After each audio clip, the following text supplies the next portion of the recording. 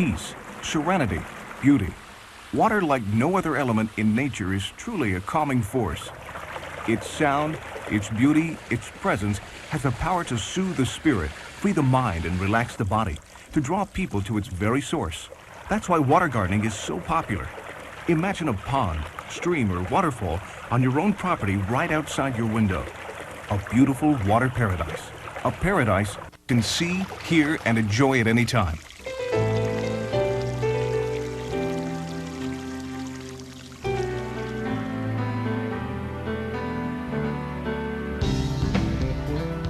This video has been developed to give you easy, step-by-step instructions for designing, constructing, and maintaining your own water garden. We'll show you how to select the best possible site, what materials and equipment you'll need, how to calculate your pond size, and how to easily construct your water paradise.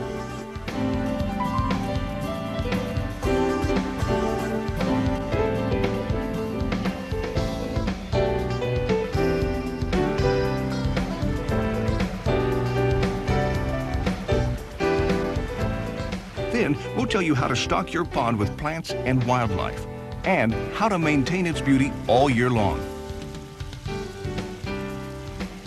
Before we begin the actual construction, let's go over a few basics. First, before you even lift a shovel, check your local building codes and ordinances for any possible restrictions. You may need to secure a building permit before you begin. Also, determine the location of public utilities, such as underground pipes or cables. You can call your local utility companies to come out and mark lines. Most will do this at no charge. The water garden we'll be constructing holds approximately 3,000 gallons of water and is about 15 by 18 feet in size. It will also contain a waterfall feature. Now we're ready, so let's begin. Our first step in the actual construction process is site selection. Your pond should be located where you'll get the most enjoyment out of it. Consider placing it near a deck or patio, or in an area where you'll have a clear view of it from a window in your home. It's also important that you pick a site with a significant amount of sunlight. Water lilies and other flowering aquatic plants require a minimum of 5 to 6 hours of direct sunlight a day to fully bloom. Another consideration is water runoff. To keep your pond clean and crystal clear, try to pick a site that's as level as possible and out of the path of runoff. That means try to stay away from low-lying areas. If that's not possible, you may want to consider raising the perimeter of the pond 3 to 6 inches above the ground. Finally, try to avoid locating the pond near trees that lose leaves, needles, or seeds over the course of the year. Also, stay away from trees that emit pollen, like pine trees. This will save you a considerable amount of maintenance. Once an appropriate site is picked, it's time to figure out the size and shape of the pond. We'll use a garden hose to trace the outline of our pond. You can also use a length of rope or string. We've decided on a free-form shape for our pond. Other shapes you might consider are kidney, square, rectangular, round, or oval. Avoid shapes with tight radiuses or elaborate curves because of the possibility of patches of dead or non-circulating water. Excess algae growth, reduced oxygenation, and increased mosquito populations could result if water isn't circulated properly. We'll use spray paint to trace around the hose.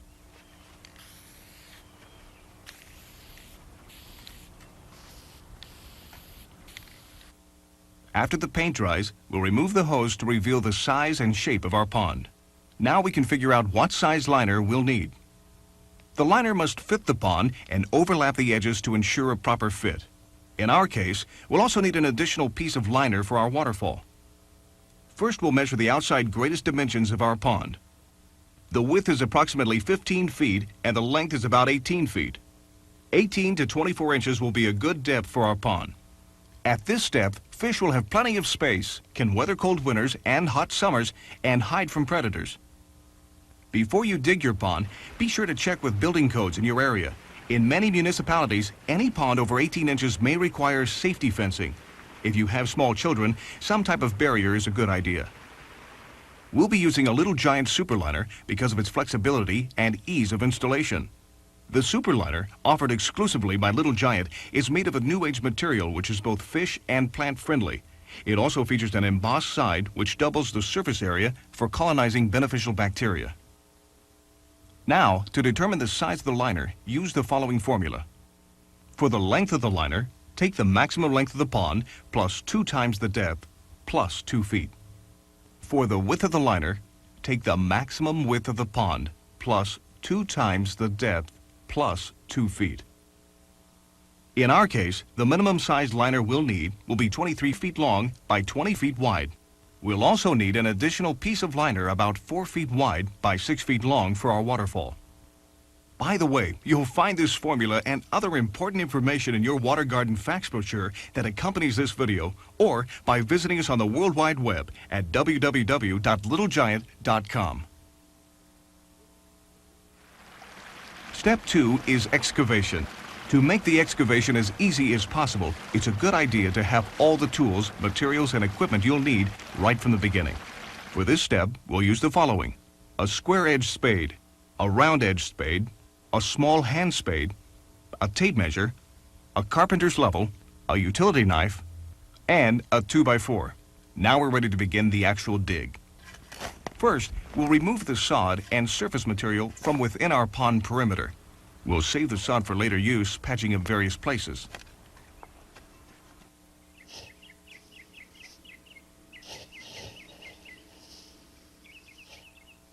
Now let's dig a shelf for our shallow water plants. This should be about 18 to 24 inches wide and about 12 inches deep. For maximum strength, make sure you always dig out the shelves rather than building them by piling loose soil. Another shelf is dug for deeper water plants. This one about 18 inches deep. We'll dig several shelves varying in depth from 12 to 18 inches deep. Shelf depths should vary depending on types of plant life. During the excavation process, the rim and shelf surfaces need to be leveled. Smooth and level the shelf to ensure a stable platform for plants.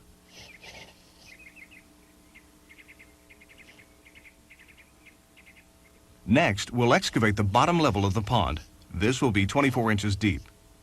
To protect the liner, we smooth the surface by removing all rough edges, roots, rocks, and debris. All holes are filled in, and the soil is tamped to give all the surfaces a firm foundation. Next, we'll dig around the outline of the pond to create a shallow shelf for coping. This shelf should be at least 2 to 3 inches deep and 12 to 15 inches wide.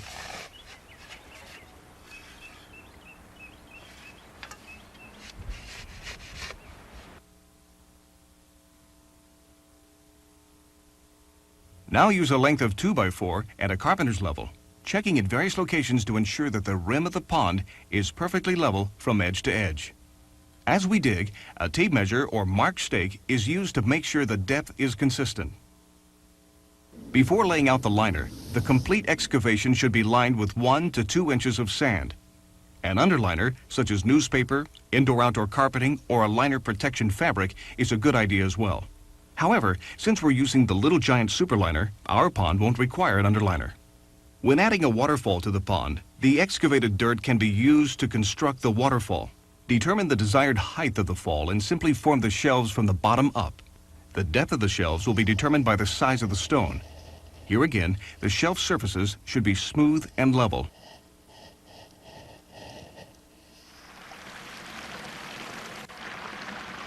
Step 3 is positioning the liner and filling the pond.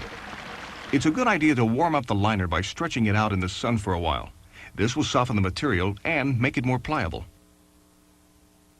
Next, the liner is draped loosely in the hole. Flapping it down will force air under it and help float it in place.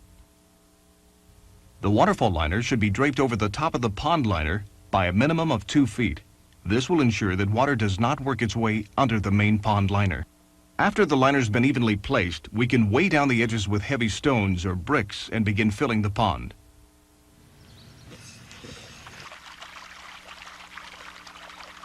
Straighten the liner and remove all creases by flattening and smoothing out the liner as the pond fills. The coping stones can be placed as the pond is filling. A variety of materials can be used for edging, including native stone, boulders, and flagstone. We've decided to use moss-covered building stone. The pond should be filled to a level that's just slightly beneath the coping. The outer perimeter of the waterfall liner should be raised and supported with dirt to catch any water that could possibly divert from the main flow. Before completing the coping process, the pump, tubing, and cables need to have an exit location. A channel should be dug 6 inches deep, approximately 1 to 2 feet back from the perimeter of the pond. This will allow the equipment to exit the pond under the water level and be hidden by the finished coping.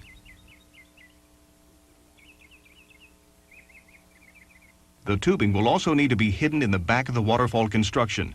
Be sure not to kink or smash the tubing with the stones. When positioning the waterfall stones, keep in mind they must be slightly angled to ensure the proper water flow into the pond. Using the waterfall pump and hose, check the flow by running water over the constructed feature. Make adjustments as necessary. Once the coping process is complete, the liner should be trimmed approximately 1 foot from the perimeter of the stones. You can then backfill over the excess liner up to the stones with fill dirt.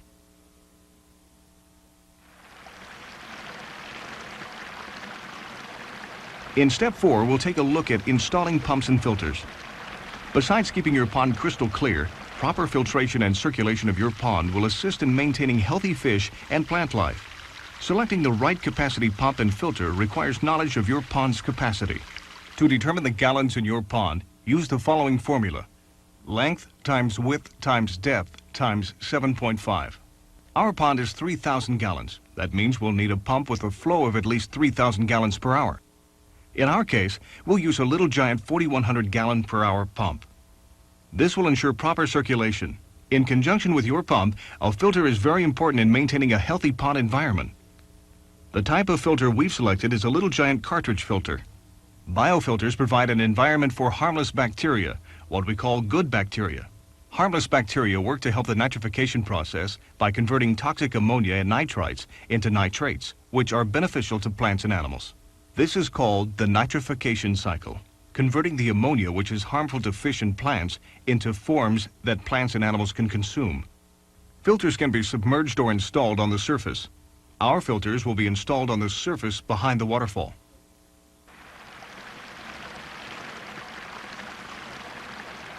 Step 5 is maintenance. Maintaining your water garden ensures a beautiful setting and healthy pond inhabitants. For proper maintenance, the water temperature of the pond should be monitored. Biological activity is not significant below 55 degrees Fahrenheit. We recommend a simple 6-step maintenance plan for trouble-free care of your water garden. Step 1 is to dechlorinate. Most municipal water supplies contain chlorine due to the water treatment process. Although chlorine is beneficial to humans, it's deadly to fish and plant life. That's why we use the Little Giant dechlorinator. It removes the chlorine and chloramines from the water supply. Refer to the bottle for proper application rates. Step 2 is to test your water.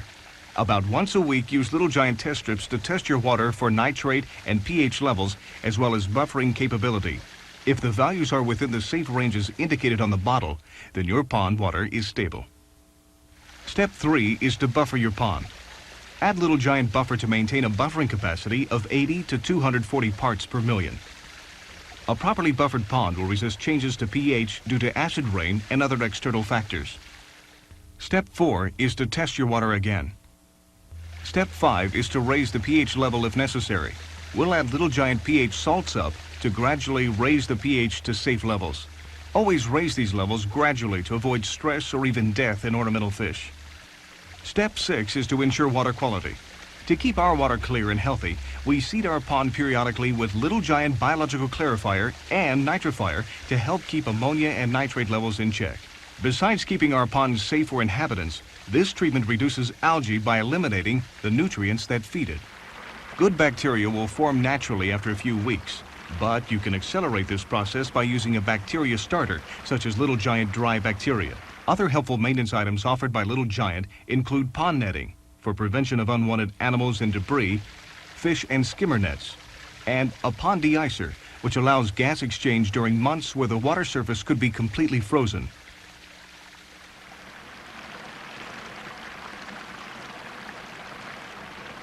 Now let's look at pond inhabitants.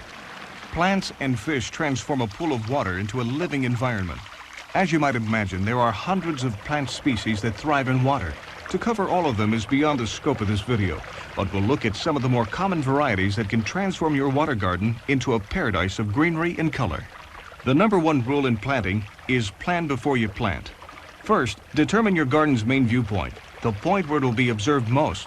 Consider sketching out your site to decide where you may want your plants. You'll want to allow the clearest view of the water by situating large leaved and taller plants, shrubs and grasses to the rear of the pond. Smaller plants and flowers should be placed in front. You must also consider how much sunlight your water garden will get each day. Different plants have different requirements. You can check with your supplier to determine which species of plants will be best for your situation. In our garden, we'll be planting a variety of submerged and floating plants to balance out form and color. We add one bunch of floating plants for every 2 square feet of pond surface. Floating plants are simply placed in the water. They multiply quickly and will provide a beautiful protective cover within a few months. Our submerged plants are first potted in perforated plastic containers with high-grade potting soil. We top the containers with gravel. We then add Little Giant's plant fertilizer tabs to promote healthy growth. Now we're ready to plant. The beauty of using plant containers is that you can rearrange them whenever you like. Different plants require different depths. That's why we formed multiple shelves when excavating. Color and graceful movement. Fish add a wonderful new dimension to your water garden. You can even train some species like koi to eat right out of your hand. Koi and goldfish are 2 popular species that are colorful and easy to care for. They're also among the most common fish found in water gardens. Both of these are good to begin with. You must wait at least 2 to 3 weeks after building your pond before introducing fish. This gives the water a chance to clear and stabilize. At first, start with only a few fish until you see how they adapt and what other varieties you may enjoy. When choosing fish, ask the store how long they've been in stock. Avoid fish that have just arrived. The best way to introduce them into your pond is to place the bag they come in into the pond first. An hour or so later, when both water temperatures have equalized, open the bags to slowly introduce them to their new environment. The store where you buy your fish can give you more detailed instructions. Balancing the water in your pond is one of the most important things you can do for your fish. The water must be well oxygenated and free of harmful chemicals. Our plants, Biofilter and Waterfall, help provide healthy oxygen-rich water. But don't forget that you still have to test your pond periodically to ensure a safe environment. Now you have a beautiful water garden with striking plants and colorful fish. To add just the right personal touch, you may want to consider many of the extras available from your Little Giant product supplier. This includes landscape or underwater lighting, pond ornaments, and fountain heads for a variety of spray patterns.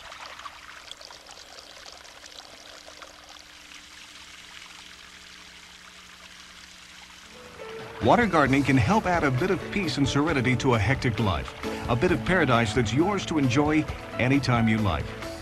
We hope you've enjoyed this tape and plan to make water gardening a part of your life.